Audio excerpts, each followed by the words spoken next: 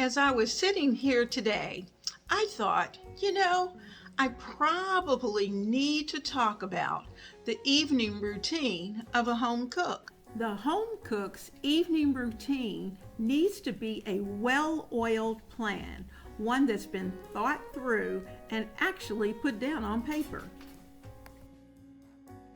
I'm Leona Dooley, and this is Ebony, Ivy, and Thyme. And today I'm going to share with you my evening routine. And so I hope you will stay right there and watch all the way till the end, because I'm going to give you some tips and my tricks for how I'm able to develop that routine and use it each and every evening. For me, typically my evening routine starts with the preparation of dinner. And dinner can be very small and easy, that little 30-minute meal, or it can certainly be one of those meals that involves every pot in the kitchen. Either way it goes, my advice to you is to wash those dishes as you use them, so that once dinner is over, you won't have as many things to have to do.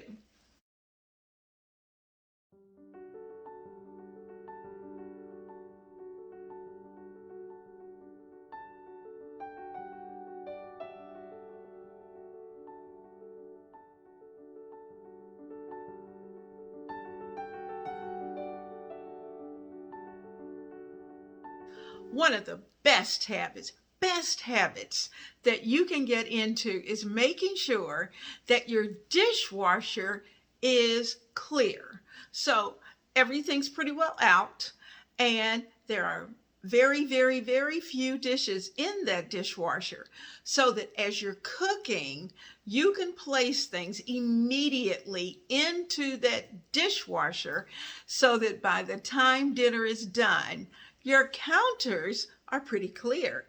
And the only things that are actually dirty are going to be those vessels that are holding the food, as well as the dishes and the dinnerware that you're going to use for that night's dinner.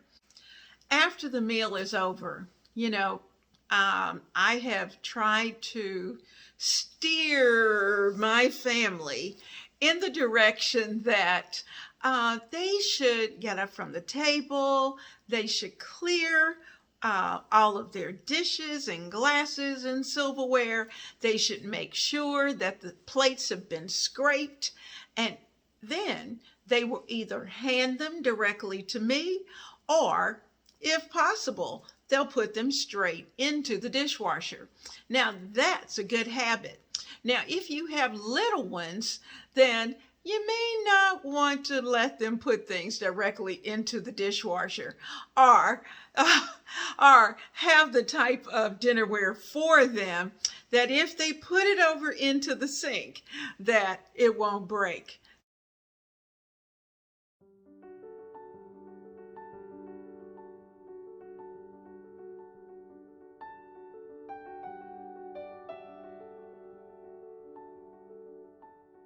Our counters probably get cleaned a million times during the day, particularly if you are a stay-at-home mom or you work from home.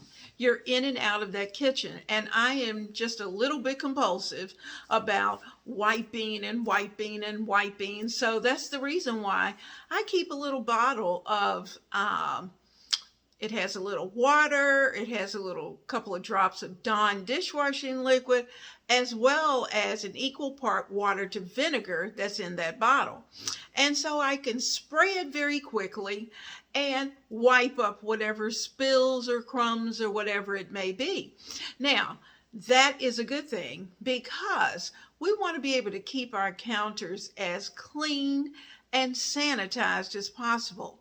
Number one, because germs are right there on our kitchen counters, whether we clean every day or not. If you wipe that counter down in the morning, by the time night falls, you know, there are probably some little germs or something that may be lurking on your counter. So we want to keep those clean. So my suggestion is when you think about it, clean it.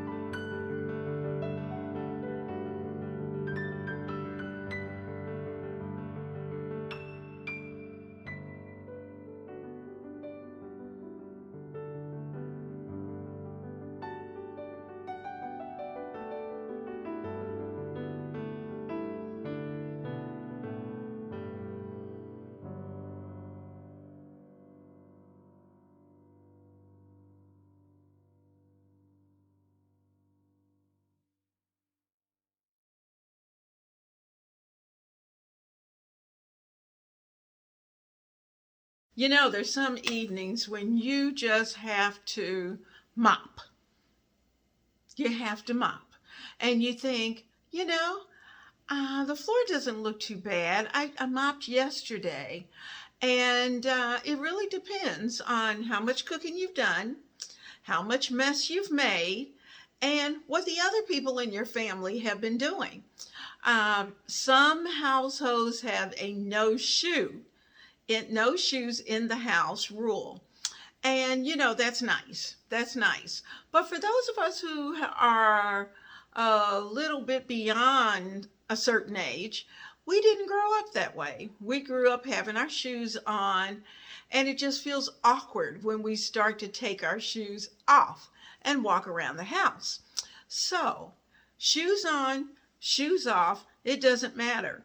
Look at your kitchen floor, and if you see a few too many crumbs, you will decide then, do I need to sweep or should I mop?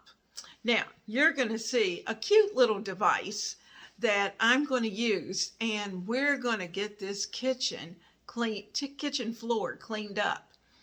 It vacuums and it mops at the same time. What a time saver.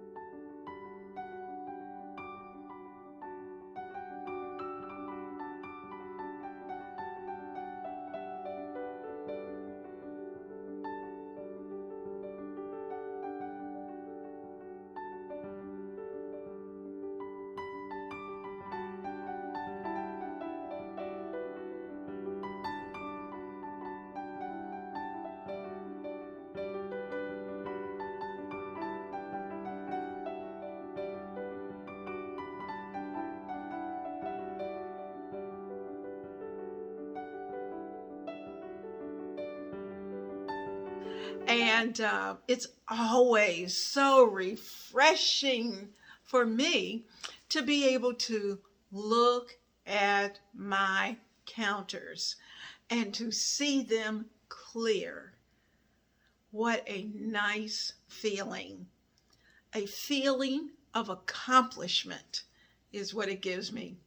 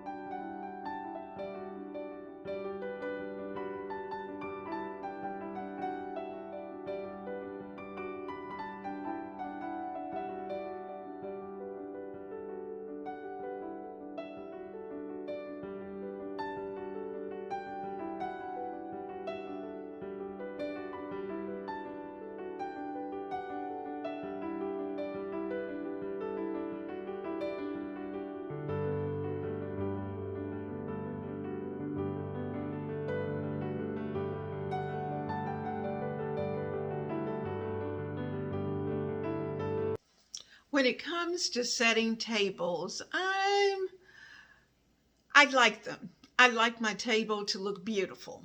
And I like for it to always say, hey, you are welcome. And anyone can walk into my door and sit down and have a meal. That's what I want the table to look like. So before I close my eyes in the evening, I set my table and have it ready for breakfast the next day.